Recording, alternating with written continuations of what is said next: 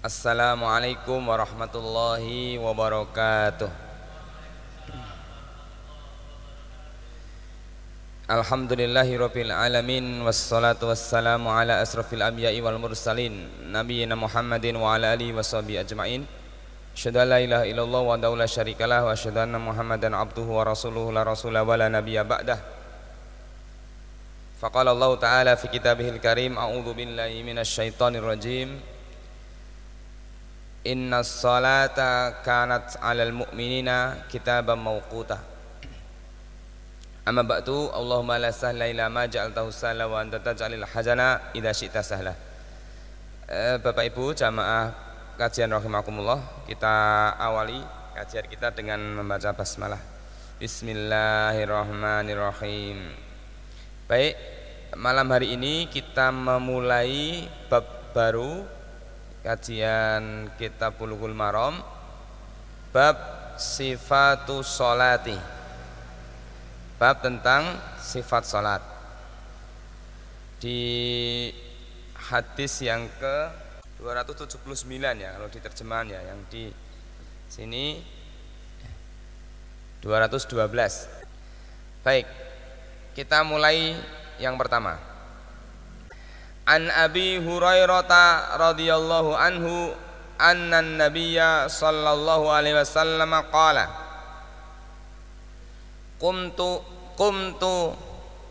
qumta ila salati idza qumta ila salati fa asbighil wudu'a thumma istaqbilil qiblata fakabbir thumma qra' ma tayassara ma'aka minal Qur'an summarka hatta tatma'inna raqi'an summarfa hatta ta'tadila qa'iman summasjud hatta tatma'inna sajidan summarfa hatta tatma'inna jalisan summasjud hatta tatma'inna sajidan summaf'al dzalika fi salatika kulliha.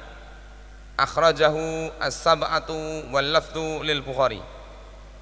Kalau di kitab ini, di kitab naskah aslinya itu ini disambungkan. Kalau di terjemahan ini hadis ditulis sendiri, nomornya ini ditulis sendiri. Leres nggih? Sehingga jumlah yang ada di terjemahan dengan yang ada di naskah aslinya berbeda gitu. Kalau di terjemahan sudah sampai 270 sekian karena yang seperti ini itu ditulis tersendiri. Dari Abu Hurairah radhiyallahu anhu, semoga Allah meridhoinya, sahabat Abu Hurairah, rawi yang paling banyak meriwayatkan hadis, salah satu dari anggota ahlus suhuf ya. Annan nabiyya, sesungguhnya Nabi sallallahu alaihi wasallam qala bersabda, idza qumta ila sholati, jika kamu mendirikan sholat. Kalau terjemahan aslinya jika kamu telah melaksanakan sholat ya. Tapi maksudnya adalah jika kamu akan melaksanakan sholat, maka ya, jadi kalau kita semuanya ini ingin melaksanakan sholat, maka perhatikan nasihat Rasulullah SAW. Yang pertama, fa asbighil wudu'a, maka sempurnakanlah wudu. Jadi kalau kita ingin melaksanakan sholat, yang pertama adalah kita diperintahkan untuk wudu dengan sempurna. Wudu dengan sempurna itu tidak berbanding lurus dengan boros. Ya, kadang-kadang orang berwudu tapi airnya boros. Air yang boros itu tidak identik dengan wudu yang sempurna.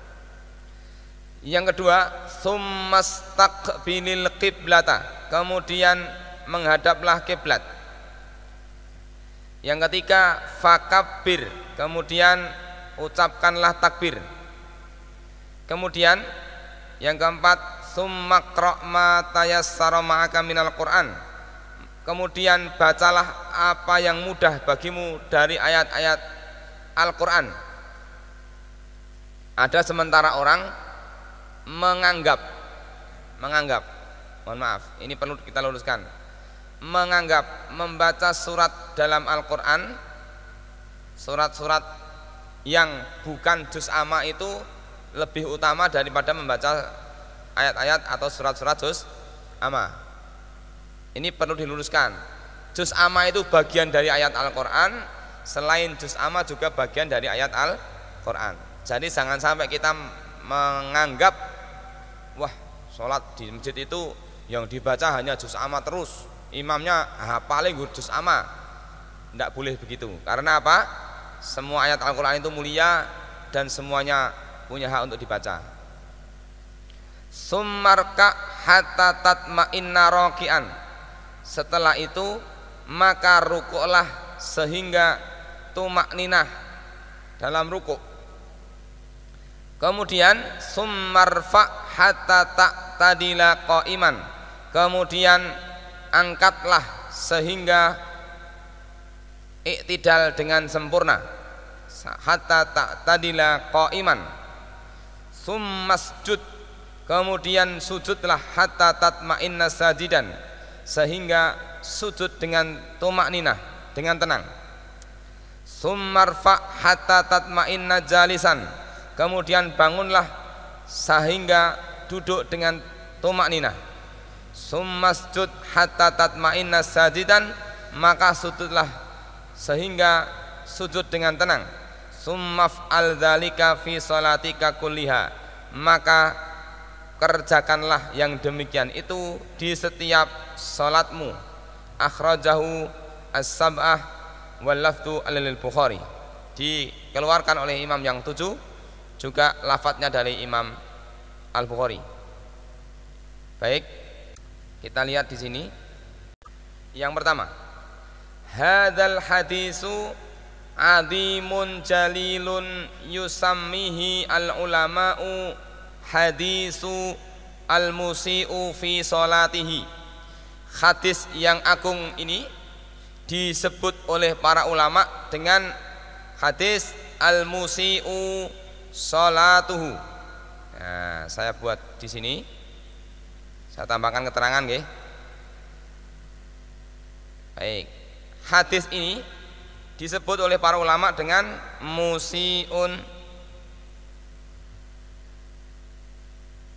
fi sholatihi.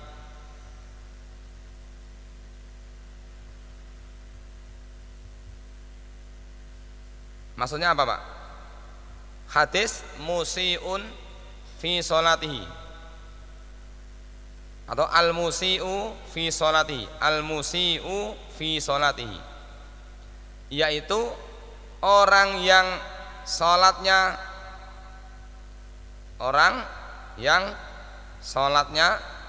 rusak. Jadi hadis yang pertama ini kita baca ini menerangkan tentang orang yang sholatnya rusak. Kok bisa? Kok bisa disebut dengan orang yang sholatnya rusak?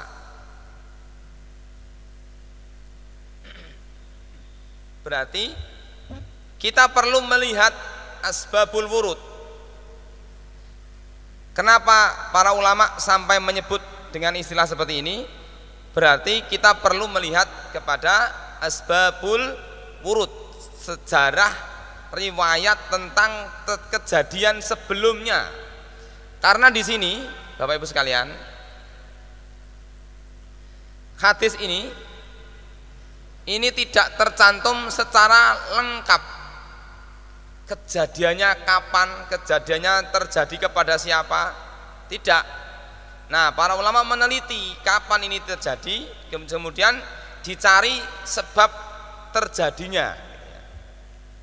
Nah, maka disebut sampai-sampai ketika para ulama menemukan sebab terjadinya riwayat ini, mereka kemudian menyebut hadis al-musi'u fi sholatihi, orang yang sholatnya rusak. Bagaimana kok bisa dikatakan orang yang sholatnya rusak? Ini disebutkan di dalam poin yang kedua. Qissatul hadis, kisah terjadinya hadis ini adalah anna rajulan minas sahabah, bahwa dahulu ada seorang salah seorang dari kalangan sahabat. Siapa namanya? Namanya Khalad ibnu Rafi. Nah, jadi dulu ada seorang sahabat namanya Khalad bin Rafi. Nah, ini namanya, ini sahabatnya ini. Khalad bin Rafi. Khalad bin Rafi ini dakhalal masjida fa shalla salatan ghairu mujziatin. Maka Khalad ini masuk ke dalam masjid. Ketika masuk ke masjid, beliau mengerjakan sholat tapi sholatnya acak-acakan, ya, tidak mendapat pahala. Ghairu mujziah.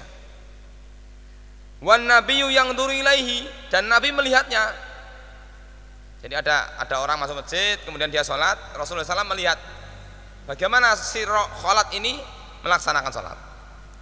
Falamma faragha min sholatihi, maka ketika Khalad selesai melaksanakan sholat, jaa ilan Nabi sallallahu alaihi wasallam. Kemudian dia salam, dia kemudian menemui Nabi sallallahu alaihi wasallam, fasallama alaihi, dia mengucapkan salam kepada Rasulullah sallallahu alaihi wasallam. Faradda alaihi salam, kemudian Rasulullah menjawab salamnya.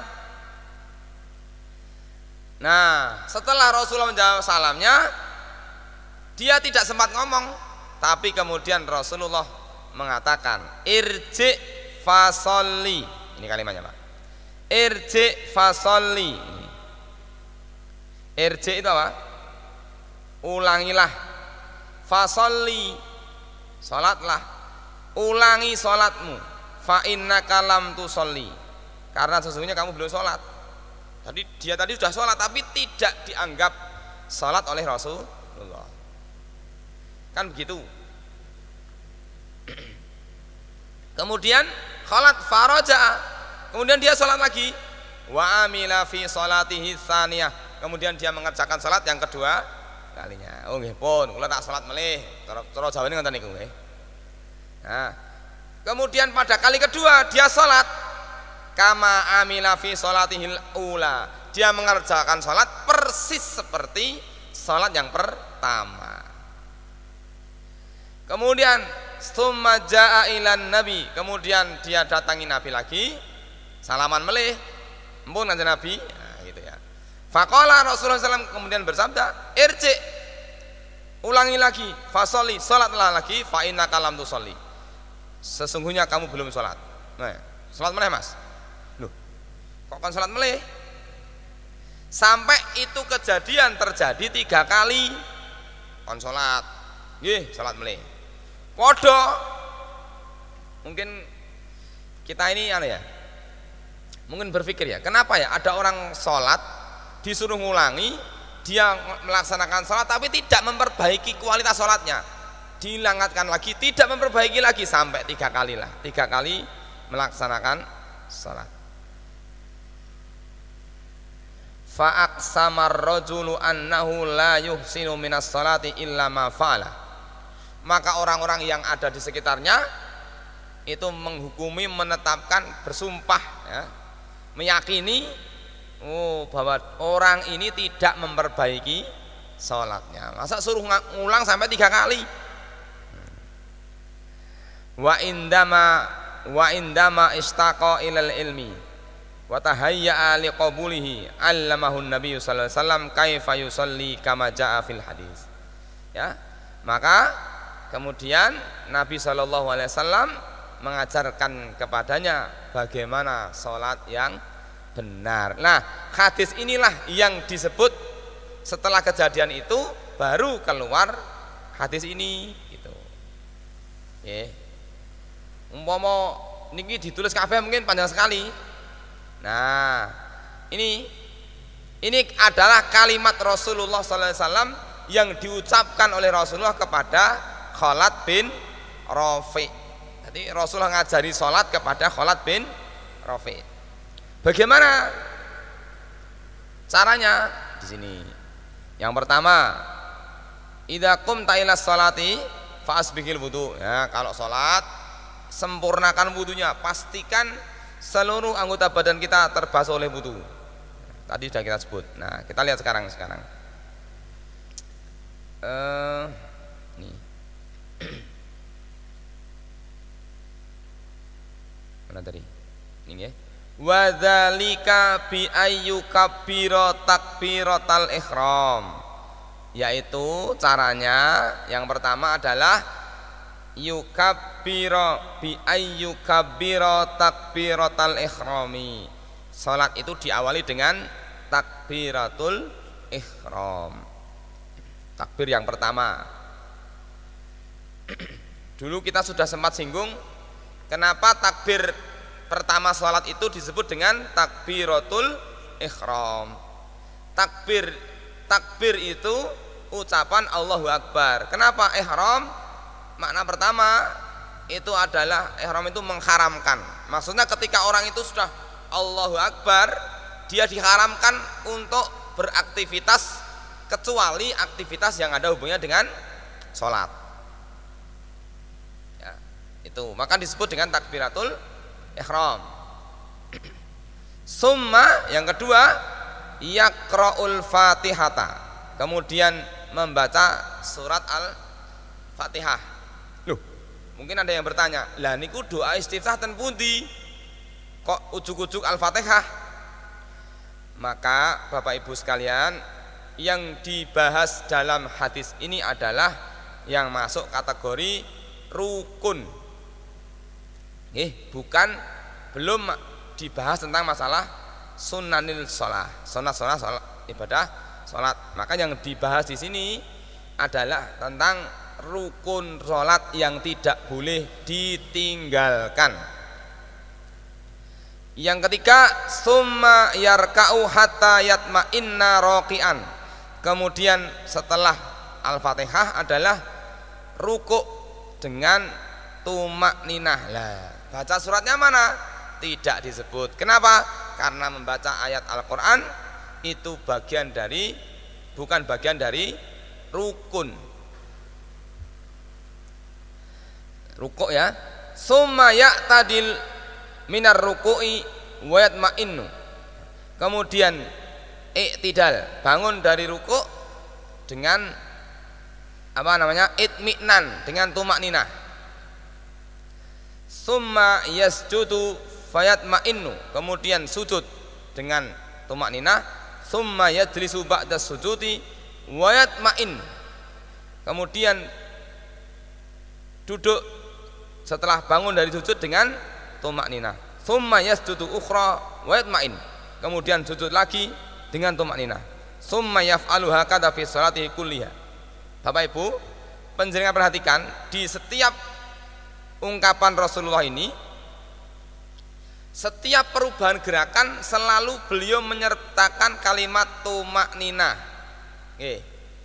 Terus rukuk dengan tumakninah, i'tidal dengan tumakninah, sujud dengan tumakninah, duduk antara dua sujud dengan tumakninah, kemudian sujud lagi dengan tumakninah, dan dikerjakan semuanya itu dengan tumakninah. Jadi tumakninah itu muncul di setiap gerakan sholat, bukan hanya ketika i'tidal, bukan hanya ketika sujud, tapi muncul di semua gerakan sholat.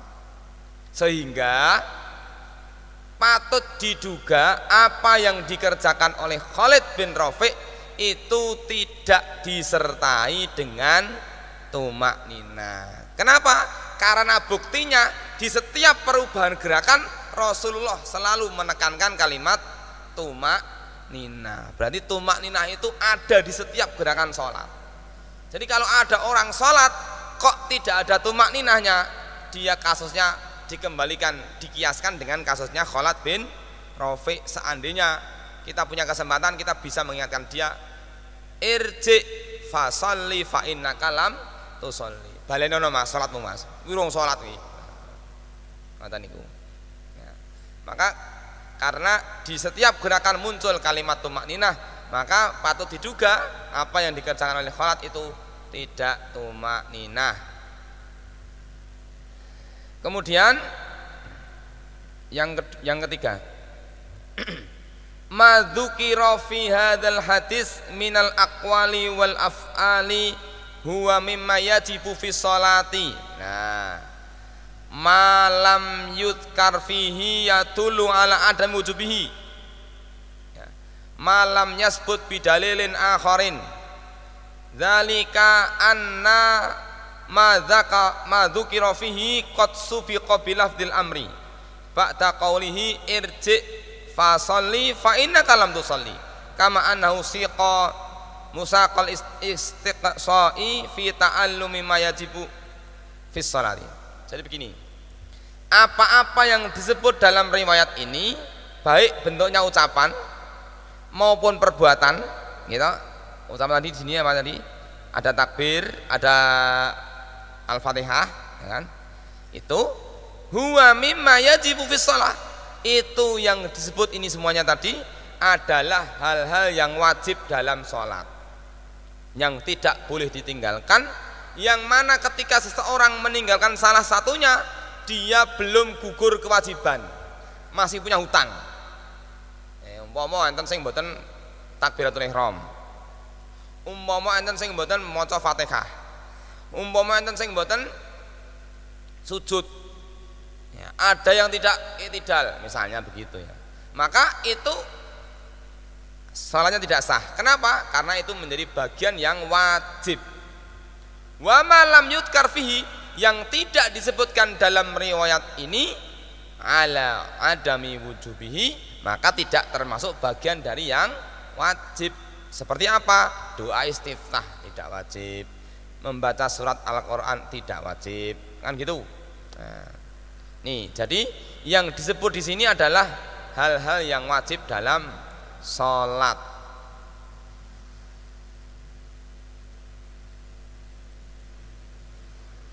Yang berikutnya,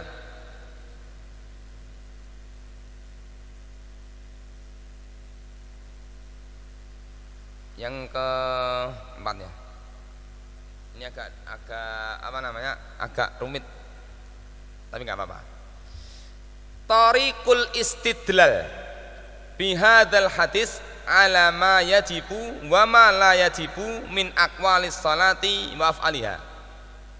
Jadi begini, ada istilah istidlal. Saya tak matur dulu tentang masalah ini, Pak. Istidlal. Istidlal.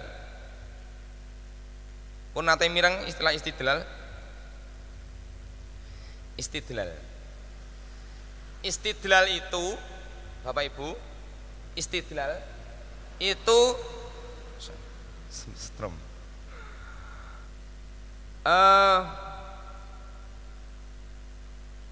Sisi apa? Cara pengambilan dalil, ya. Cara pengambilan dalil.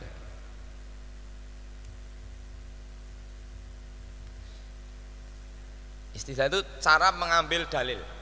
Apa nama istidlal? Jadi begini, misalnya sesuatu itu dikatakan wajib itu ketika bagaimana, dikatakan sunnah ketika bagaimana, itu istidlal. Contoh, sebagian ulama itu mengambil istimbat hukum, kesimpulan hukum itu wajib ketika suatu ibadah dikerjakan Rasulullah tidak pernah ditinggalkan. Rasulullah pasti ngerjakan itu. Tuh, satu. Kalau Rasulullah SAW terus mengerjakan terus, maka ini bisa jadi hukumnya wajib. Tapi kok Rasulullah mengerjakan, dalam kasus tertentu Rasulullah melihat sahabat lain tidak mengerjakan kok tidak ditegur, oh berarti ini sunnah, gitu ya. Gitu. Ini istidlal. Jadi istidlal itu caranya banyak. Bisa dilihat dari lafadznya. Misalnya lafadznya perintah.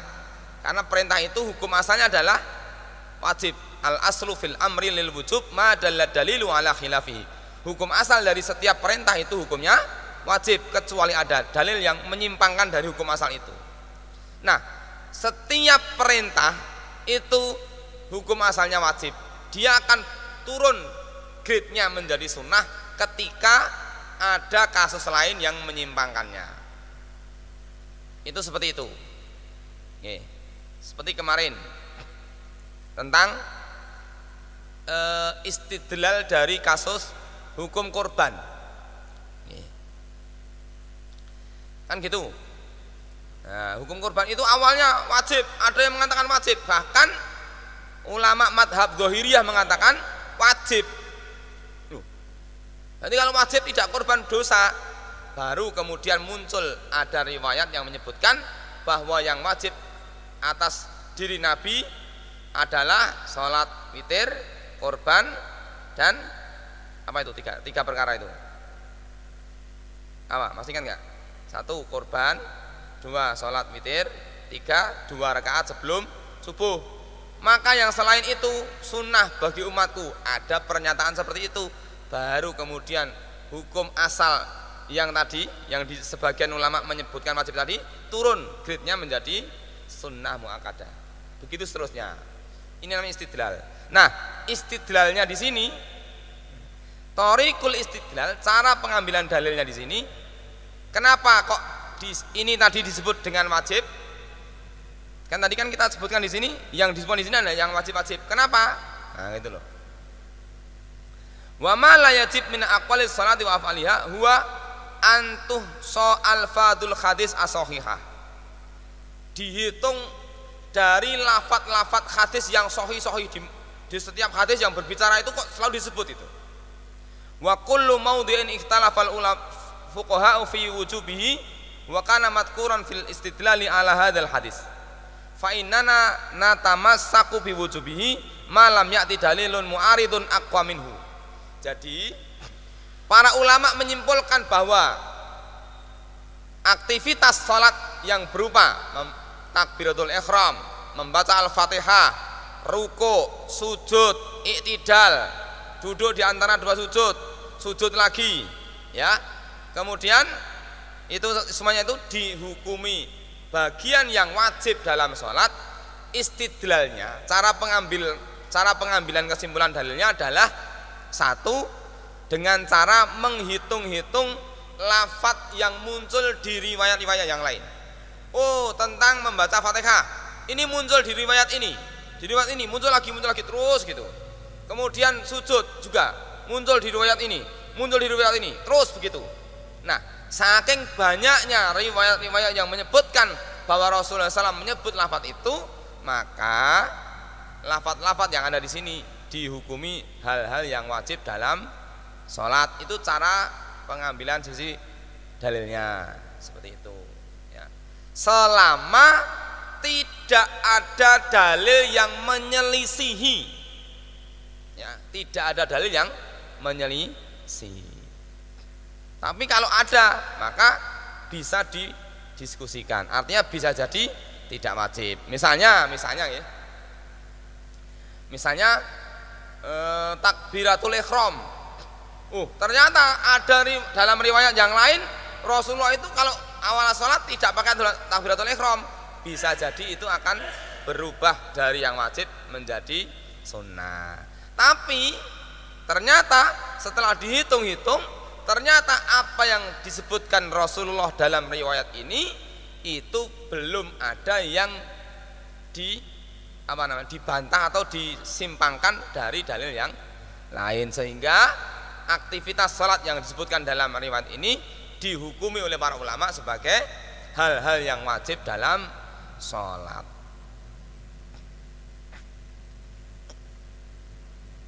Nah, misalnya di sini ya, contoh dihitung takbiratul ihram wahiyya ruknun min arkanis shalah fi raqatil ula faqat.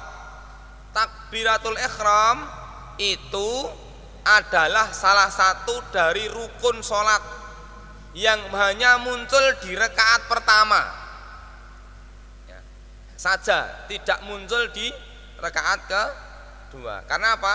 Karena dia menjadi pembukanya sholat. Qala Al-Ghazali at-takbiru maknahu taqdimul bari jalla wa ala bi annahu akbaru min kulli syai'in wa a'dham. Takbir artinya takdim, mengagungkan. Ini contohnya. Yang kedua, apa ini? Qiraatul Fatihati fi kulli rakaatin, membaca Al-Fatihah setiap rakaat. Nah, nanti perlu kita bahas lagi membaca Al-Fatihah itu apakah Fatihahnya dijaharkan atau tidak dijaharkan, menggunakan maksudnya basmalahnya dijaharkan atau tidak, membaca basmalah atau tidak, itu ada perdebatan tersendiri. Kemudian summar ruku' wal i'tidal minhu, summa sujud wal i'tidal minhu, wa tuma'ninatu fi kulli hadzal af'al hatta fi raf'i minar ruku' wa sujud khilafan lam yujibha fi hadaini ruknaini. Ya, apa namanya, i'tidal di setiap aktivitasnya sampai mengangkat bangun dari ruku' dan sujud, ya, itu termasuk bagian dari yang diwajibkan. Terus amma baqiyatul arkan, adapun ya sisa-sisa rukun salat, kata syahud wassalatu ala nabi wa taslim, faqala al-Baghawi innaha ma'lumah ladai sa'il. Loh, yang tasyahud, yang sholawat kepada Nabi, kemudian mengucapkan salam kok tidak disebutkan oleh Rasulullah dalam hadis tadi? Ada nggak tadi, Pak? Nggak ada nggih, Pak? Yang tasyahud kan tidak disebut nggih? Tasyahud nggak disebut. Terus membaca sholawat Nabi tidak disebut. Terus salam tidak disebut. Kok tidak disebut? Apakah itu tidak wajib? Bukan berarti begitu, tetapi Imam Al-Baghawi mengatakan innaha ma'lumah ladas sa'il. Tasyahud, ucapan salawat kepada Nabi dan ucapan salam itu sesuatu yang sudah difahami oleh orang yang bertanya. Siapa? Khalid ibnu Rafi. Baik, yang keenam, yaf'alu hadhil arkan fi kulli rak'atin min arkanis shalah, ada takbiratul ihram fahiya fi rak'atil ula duna ghairaha. Mengerjakan semua rukun ini di setiap rakaatnya terkecuali takbiratul ihram yang ia hanya ada di rakaat pertama. Sudah tadi ya. Nah, yang ketujuh, jaa fi sifatil i'tidali ba'dar ruku' fi hadzal hadis hatta tatma'inna qa'iman. Ketika bangun dari ruku', namanya i'tidal. I'tidal itu kan bangun dari ruku'. Maka bangun dari ruku' itu disifati oleh Rasulullah sallallahu alaihi wasallam dengan kalimat hatta tatma'inna qa'iman, sehingga kalian tenang berdirinya. Ini sifat yang harus ada ketika kita i'tidal. Jadi kalau ada orang i'tidal kok berdirinya belum sempurna, maka dia belum tumanina, dia tidak sah. Misalnya sami Allahu Akbar, nah, belum sempat berdiri, belum sempat diam, ya diam, mungkin malah punggungnya belum sempat tegak begini, ya, masih mangklung, misalnya gini, sami Allahu liman hamidah, ya, ini belum sempat berdiri gini, belum sempat begini, maka tidak sah itu. Padahal yang seperti itu banyak, apalagi yang sholat sunnah. Sholat sunnah ini sempatnya umum, batin kula boyo rasa sholat sisan. Langke kan, sholat sunnah itu cepet itu, Allahu Akbar. Sama minta, cepet-cepetan. Lu ngene boyo rasa sholat sunnah sisan. Nah, itu kan belum itminan, belum sempurna berdirinya, belum tegak begini. Sami Allahu liman hamidah, baik begini apapun begini, berdiri tegak, dah tegak. Nah, rukuk nggih ngoten, Pak. Rukuk niku urung nemplek plak, urung mangklung wis tangi. Nah, itu nanti akan muncul di situ juga.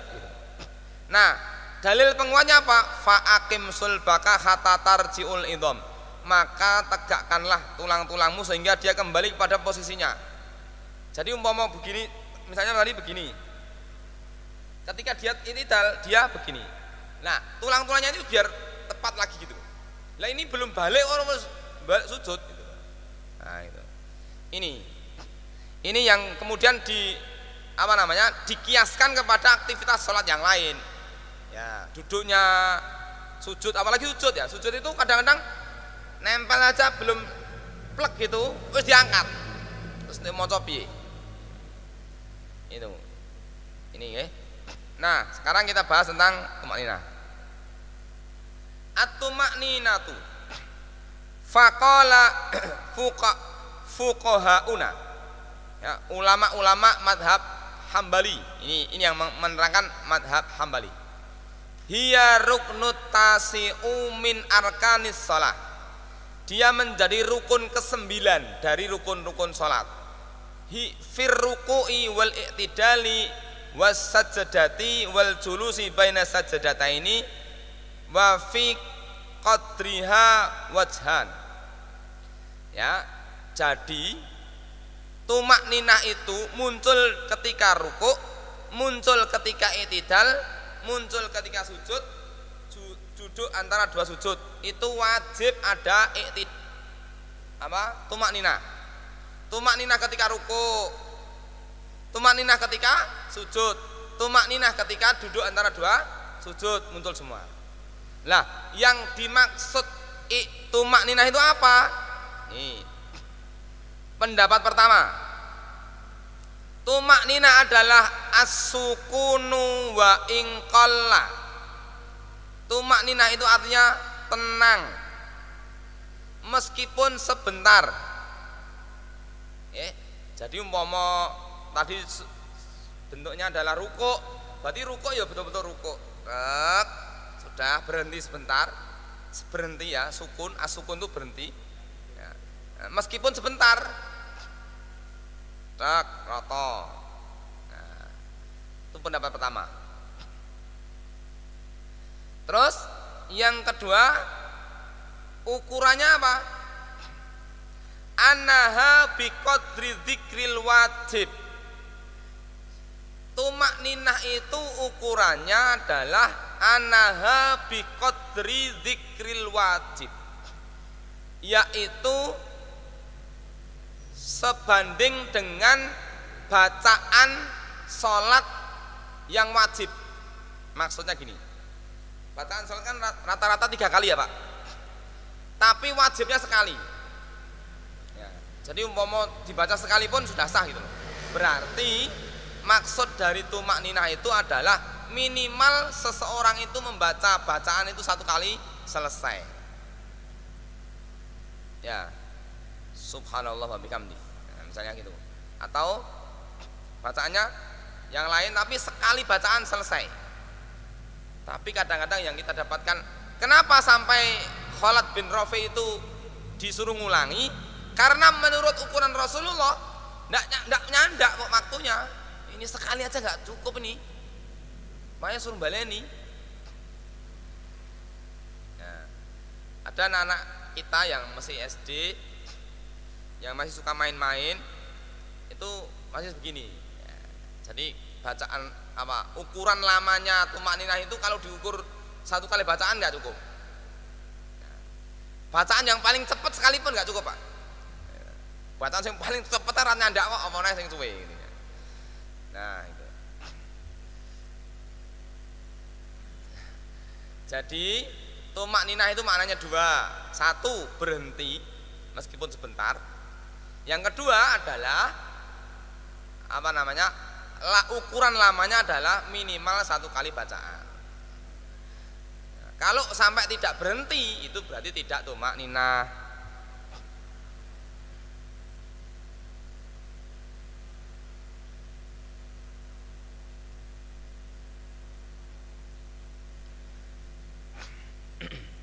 Baik, nomor 9.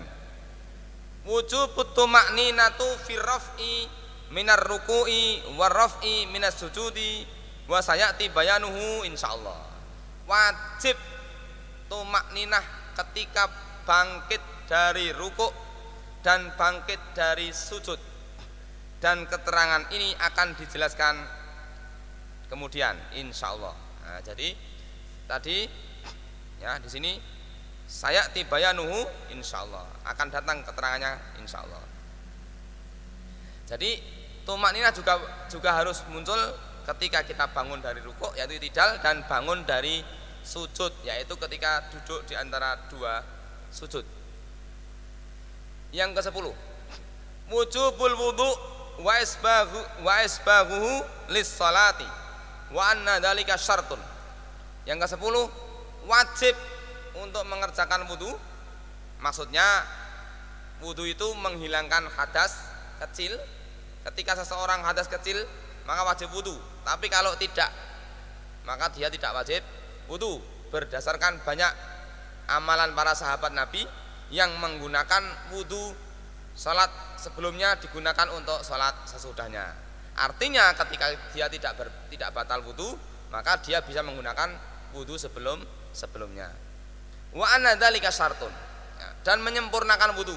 Menyempurnakan wudu itu bagian dari penyempurna salat.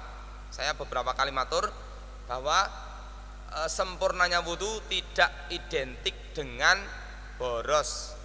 Boros tidak identik dengan wudunya sempurna. Bahkan dulu kita sempat mempraktekkan bagaimana Rasulullah SAW berwudu dengan air yang 1 mud. Ya, 1 mud saja bisa, kita belum bisa. Bagaimana kita mencontoh wudunya Rasulullah SAW yang wudunya dengan air yang sesedikit itu tetapi bisa mengerjakan wudu dengan sempurna. Minimal beberapa peringatan Rasulullah SAW terkait dengan wudu kita bisa ingat tentang misalnya tentang bagaimana Rasulullah mengingatkan kepada kita wudunya seseorang yang diancam neraka karena tumitnya tidak basah oleh air wudu, berarti tidak sempurna. Ya. Atau pahala yang Allah SWT siapkan bagi orang yang wudunya sempurna, termasuk sholat satu dengan sholat berikutnya itu menjadi pelebur dosa di antara keduanya. Itu salah satu syaratnya adalah ketika wudunya sempurna. Kalau wudunya tidak sempurna, sholat yang satu ke sholat yang berikutnya tidak akan bisa membersihkan dosa antara keduanya, karena di dalam riwayat-riwayat itu di antaranya menyebutkan tentang bagaimana ketika wudunya sempurna seperti itu. Oke. Bapak Ibu, jam 9 ini sudah poin ke-10. Poin-poinnya masih banyak ini. Satu riwayat masih banyak. Ada 20 poin. Kita lanjutkan minggu depan saja. Poin yang berikutnya kita sudah sampai di poin yang ke-10 ya. Padahal kalau hadis ini kita baca mungkin rampung, nggon critane ngono to, tapi bareng dionceki para ulama itu ya ternyata keterangannya luar biasa. Nggih. Niki satu-satu lah. Nanti kalau kita selesaikan 20 malah kedangon nggih mboten bijaksana. Demikian yang bisa kita kaji pada malam hari ini. Semoga minimal memberikan gambaran kepada kita ternyata kelas sahabat Nabi mawon salate enten sing ken Mbah Leni napa oleh kelas awake dhewe. Niku sahabat sing bendina ketemu Nabi gitu. Salate kan baleni. Lah nek awake dhewe umpama Nabi sesugeng ora kon baleni terus. Nggih, inilah faedahnya kita melaksanakan kajian sehingga bersama-sama kita mengoreksi kualitas salat kita. Nggih. Bapak Ibu, monggo kita akhiri dengan doa kafaratul majelis. Subhanakallahumma wa bihamdika asyhadu an la ilaha illa anta astaghfiruka wa atubu ilaik. Assalamualaikum warahmatullahi wabarakatuh.